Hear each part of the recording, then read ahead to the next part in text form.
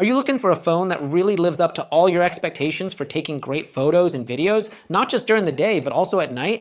And that also lets you play Call of Duty at 120 FPS, even on Fortnite? Yes, it's possible. This is the Xiaomi 17T Pro, and I'm bringing you my final review. Big thanks to the folks at Xiaomi Guatemala for letting me test it out, and to all of you for always tuning into this channel. It's free. Okay, the first thing that comes to mind is, okay, I need a phone. One that really meets my expectations, can record great videos, even in 8K. Well, this would be the ideal choice. First, let's get to know its cameras because we'll check out its other features later. We have the main camera with 50 megapixels in OIS technology, by the way, in collaboration with Leica. It sounds like little pebbles. That's normal, folks. It's totally normal. Actually, the Xiaomi 17 Ultra is even louder, so it's not a problem. We also have a second sensor, which is a periscope, a 50 megapixel telephoto lens as well. It can go up to about 120 times. We can spy on the neighbor, and we're going to put it to the test against the Xiaomi 17 Ultra to see how these two stack up head to head.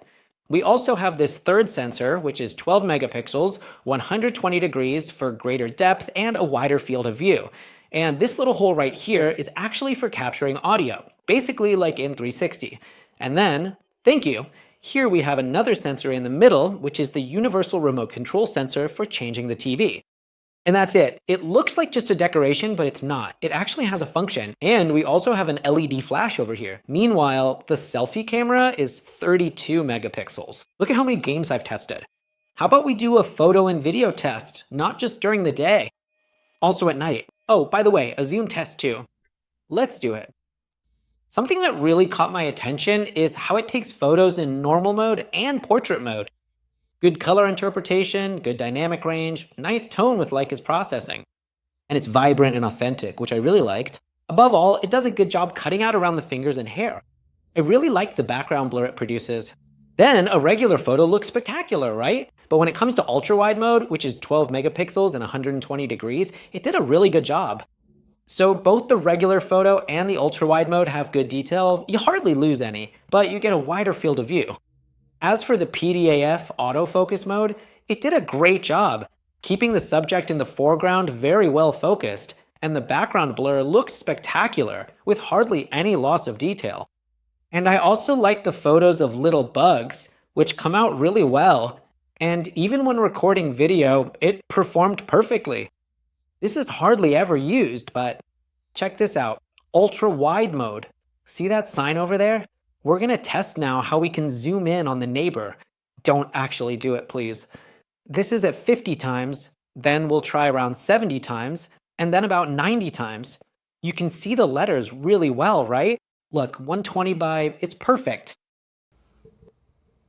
But seriously now, can it really compete with this Xiaomi and 17T Pro against the powerful Xiaomi 17 Ultra with the zoom with that sign over here? Let's check it out. Coming up next. Look, pay attention. Xiaomi 17T Pro at 100 times, now Xiaomi 17 Ultra also at 100 times. They both do pretty well, right? Although the Xiaomi 17 Ultra does it a little better with even better color interpretation, and you can tell. But we're talking about a much higher price for the Xiaomi 17 Ultra. On the other hand, the 17T Pro does it perfectly and is more comfortable to use. And I really like that. It really catches my attention. Check out how the Xiaomi 15 Ultra does it. Not bad at all, right? They're pretty evenly matched. Now, I really like the selfie camera, especially how it handles colors. Good dynamic range, nice tone. We have photos in Leica vibrant mode and Leica authentic mode. 100 points, folks. So far, I haven't found any flaws. I have to say that for now, it gets my seal of approval. Both regular photos and portrait mode on both cameras look really good. Now, what do you think if we take a closer look at the videos? I think 8K video is a bit much, but here we are recording in 8K and the stability is incredible. And now, here's the switch to 4K at 60 frames per second. Let's test the autofocus here and see how it does. Very good. For content creation, it's perfect. Let's see, you can also record in 4K with the ultra-wide mode. Yes, here I'm recording in ultra wide mode and it's still stable. Let's try zooming in as well, and it can go up to 10 times. Look, once it goes past that, it switches from optical and goes up to 15 times, but no more. And then it goes back to the wide mode if I want. Now, as for the selfie camera, I'm recording in 4K at 30 frames per second, and that's good too. And now it's at 60 frames per second, but at 1080p. There is a difference. The video looks a bit more Latinoso, that's how I see it, but it's more stable. That means when I'm walking, it won't be shaking all the time, and I'm literally just holding it in my hand, and that's it. Before we get to night mode, I should remind you that it also has dual view. We can do this in real time. Oh man, check this out. It's incredible. Now, this is the final stretch when it comes to night mode photos. It doesn't really do a great job with the moon, guys. I have to say, the Xiaomi 17 Ultra does it better. Yeah, I can tell you that. Now, when we take a regular photo in night mode, wow. The ultra wide mode also does a great job. Here, 100 points, guys. I have to say, it doesn't perfectly. Considering the price we're paying, you get good photos in night mode too. Not just in normal mode, but also in portrait mode, it does an excellent job. And we can see that here in this performance. So it's been spectacular.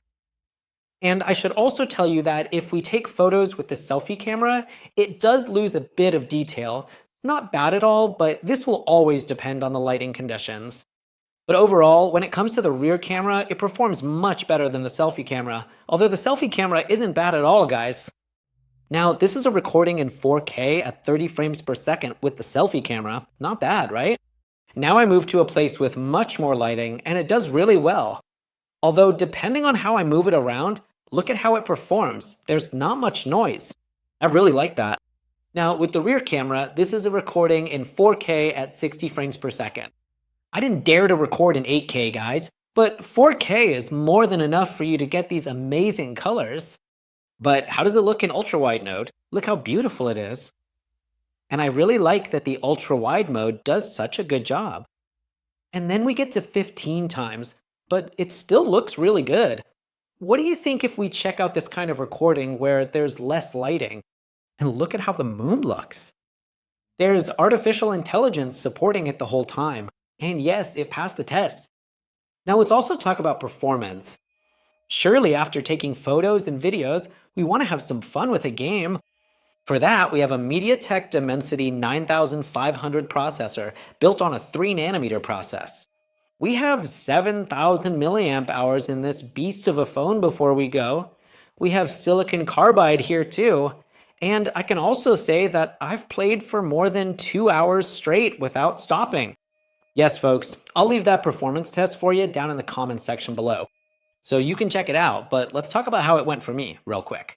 In Fortnite, it went pretty well for me at 60 FPS. Although in the settings, we could set it to 120 FPS. Gameplay was absolutely solid. That Mali G1 Ultra MC12 GPU really gave us much better performance. Just to be clear, since this was the first game, it didn't heat up too much, I have to say, and I played for a long time. And we also moved on to the other game, which was Call of Duty, and here in multiplayer, it ran at 120 FPS for me. Haha, isn't the test nice? What happens is that we have a real-time FPS counter, so we can see the stability and everything in real time. But I want to mention that we have a pretty functional gyroscope sensor.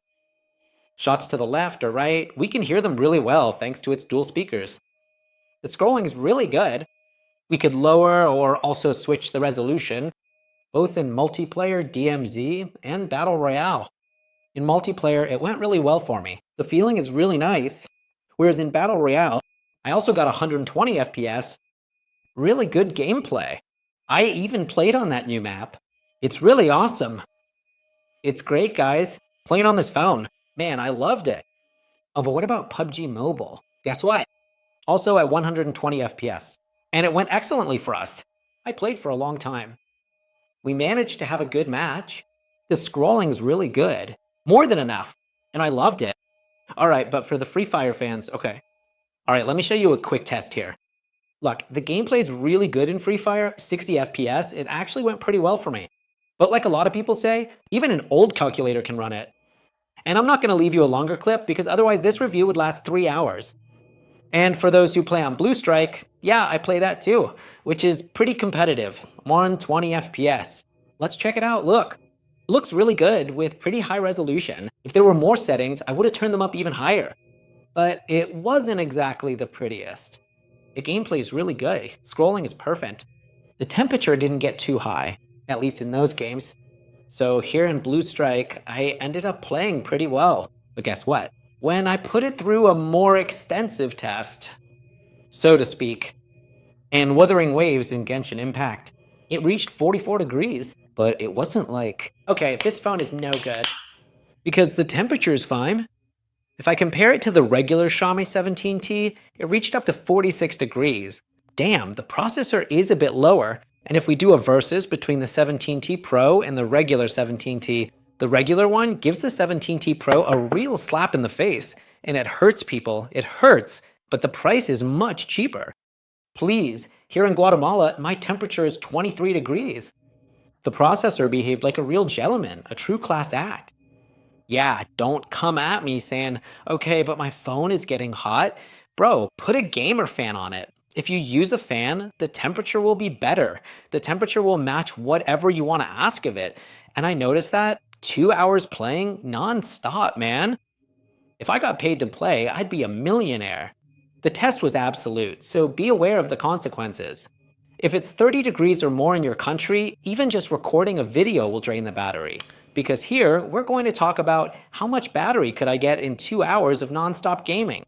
From 5 to 7 hours. Yes, 5 to 7 hours. And that's pretty good because we can play Fortnite, which is very demanding. We can play Genshin Impact, but 6 to 7 hours would be the usual for me. That's some pretty solid gameplay, folks. I mean, 7,000 milliamp hours of silicon carbon. We could say it's a phone that's very, well, at least for battery life, with what I put it through, it's more than enough. A strong point is that it has bypass charging. It's smart. When we're playing, it detects that the charger has been connected. Hey, Samsung, take notes, man. Everything comes in the box, seriously.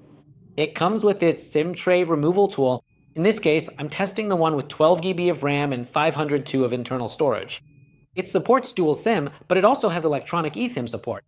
It also comes with a protective case, user manual, a USB Type-C cable, and a 100-watt charger. Xiaomi doing its thing, basically saying, okay, I'm here now. At least here in Latin America, it comes with a charger. And that's really appreciated. Maybe not in Europe, but that's out of my hands. That depends on the brand. Okay, so far so good, right? But let's also take a moment to discuss the design. Personally, I found it to be quite impressive, particularly when it comes to the overall weight. We have a pretty nice design. The back is made entirely of fiberglass, at least that's how I would describe it, because if you touch the back here, it's honestly not glass. Meanwhile, the weight is just 219 grams, or 7.72 ounces, which is more than satisfactory. And it's only 8.3 millimeters thick, folks. Yes, 8.3 millimeters. The chassis is made entirely of aluminum.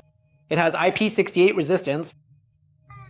It can be submerged up to 1.5 meters deep in water, but honestly, I recommend you don't do it, okay? Don't do it. This is for rain. Like when you're riding your motorcycle and there's a chance it might rain. So in that case, it'll protect your device really well. Please, just don't do it. All right. Now we also have the chance to enjoy a good screen, and let's move on to the security system. It offers us two options, unlocking with a fingerprint and also unlocking with a selfie. A pretty accessible screen. It gave us an AMOLED screen as a result. With 144 Hz. This machine has it. Yeah, 144 Hz.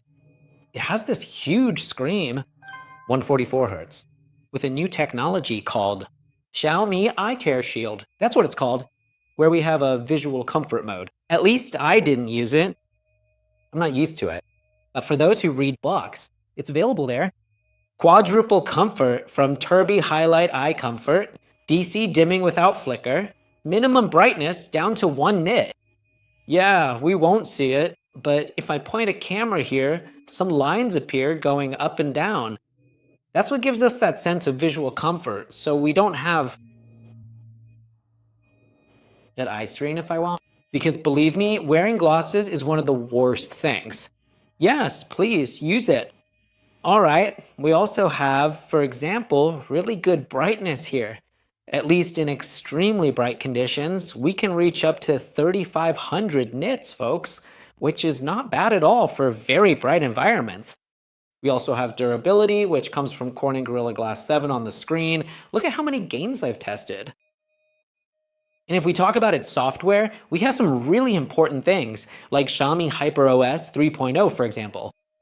Based on Android 16 on board, we have NFC, we have all the connectivity options, we have Xiaomi Apper AI, which uses Gemini, we have Circle Tour Search, we've seen that before, with dynamic wallpapers, meaning we can erase objects, AI handwriting, creativity assistant, voice recognition, conversation translation, interpreter, and instant subtitles. We also have, when it comes to the lock screen, suspend, raise to wake, and press and hold to edit. And that's it. And we also have gaze detection. If we're looking at the phone, it won't turn off. And if we stop looking at the screen, it does turn off. What else do we have? Apps, dual apps. For example, double Facebook, double Instagram, double WhatsApp, app lock. And what else do we find besides that? Well, the usual thing I love is the universal remote control to change the TV. You saw that we have the sensor here.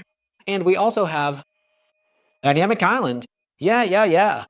If we go to the voice recorder and do this, here we have Dynamic Island.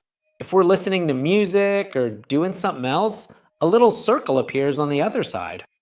Why? Why do you say that? Because I'm a Xiaomi user. Xiaomi isn't paying me to say anything good about them either. Okay, now we get to the part about the speakers. Let's talk about the speakers. Let's do a test, but not before. Let's go to the settings for sound and vibration all the way down here in the sound effects section where we can set the effect. I always say to use Dolby Atmos and you can set it to Xiaomi sound, but for the equalizer, I leave it on rock and that's it. Now let's do a test because it's actually pretty loud.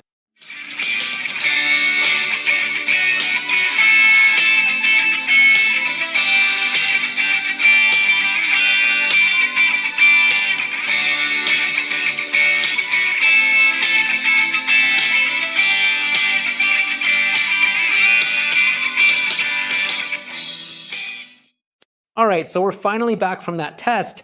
There are actually a few specific things I didn't really like about it. For instance, if someone asks me if it has an HDMI port, well, it definitely doesn't have HDMI.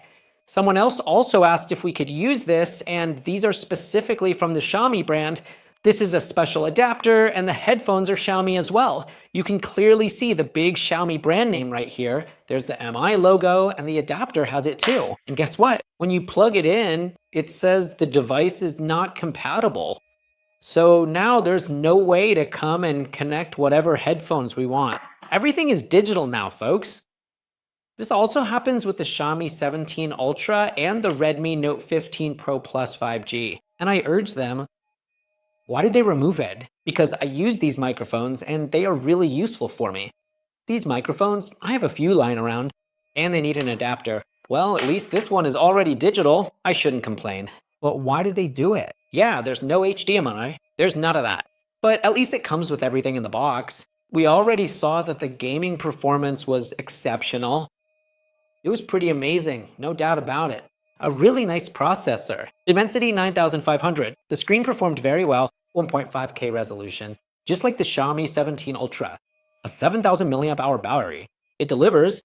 And we also have good photos and videos, which we already saw earlier turned out pretty well for us. Considering everything, I give it my seal of approval. Yes, it passed the test. I give it my seal of approval. It didn't restart. If there had been a restart, I'd tell you right here and say, this piece of junk doesn't work. And that's it. It can take a hit, yes.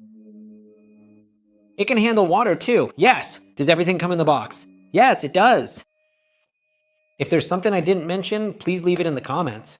And if all your questions have been answered, if you're planning to buy it later and you ask me, okay, but can the Xiaomi 17T keep up? No, my friend, no. I already realized it, and I'll carve it in stone for you. They're not the same.